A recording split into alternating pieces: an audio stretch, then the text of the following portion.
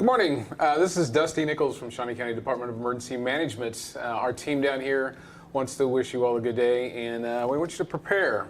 March is Preparedness Month for us, or September is actually Preparedness Month as well. So we got a couple times during the year where we want you to take a minute and prepare.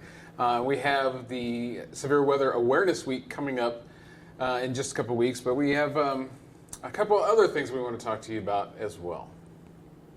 Severe Weather Preparedness Week is March 6th through 10th this year, and each day of the week there's something we want you to focus on. We all live in Northeast Kansas, and probably most of us lived here most of our lives, but if you're new to the area, this might be helpful as well. On Monday, we want you to just think about preparedness, having a plan, having your phone numbers, and all those items that you might need should something happen.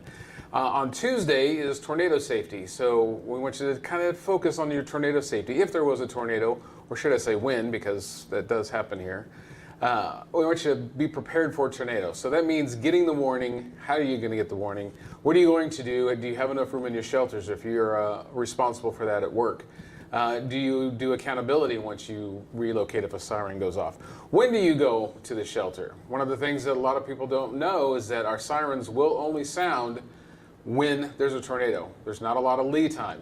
If we think there's a tornado, that's when we sound them. So if you're moving when the siren goes off, you're probably a little too late. So we want you to move before that. So examine your processes and your plans.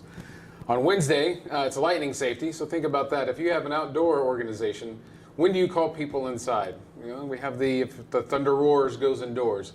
But thunder and lightning are pretty scary events sometimes, and lightning can strike up to 10 miles away. So you might think about going inside when you have that 10-mile away lightning strike. And then we have the hail and windstorms safety on Thursday that week. While it may not be a tornado, but we get downbursts up to 70-mile-an-hour winds, so being prepared for those kind of things as well. And then finally on Friday, flood safety. And flood is the #1 cause of death when natural disasters are talked about. So turn around, don't drown. Knowing about flooding, having insurance, and what you're going to do if you live near the Shunga or the Kansas River or the Wakarusa, when do you evacuate? And knowing if you're in a flood zone is important as well. So having all that ready to go. The tornado drill, the statewide tornado drill, is on March 7th this year at 10 a.m. We want you to practice that.